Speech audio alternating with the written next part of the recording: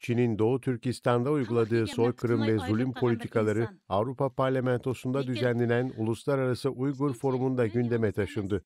Uluslararası Uygur Forumu, Uygur soykırımına küresel yanıt başlığıyla düzenlenen platformda baskı ve soykırım mağduru Müslüman Uygur Türkleri de katıldı.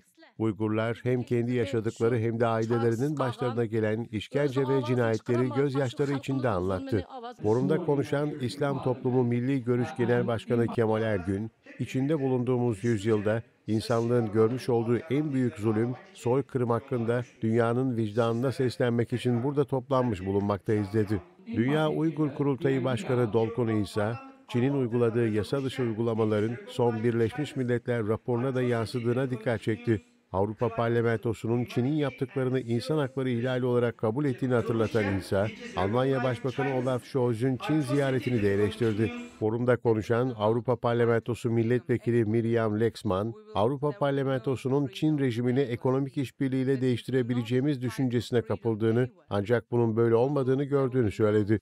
Avrupa Parlamentosu'nun Çin'in Doğu Türkistan'da toplama kamplarında ürettiği ürünlerin Avrupa Birliği'ne girmesini yasaklayan bir kanun tasarısı hazırladığını aktardı.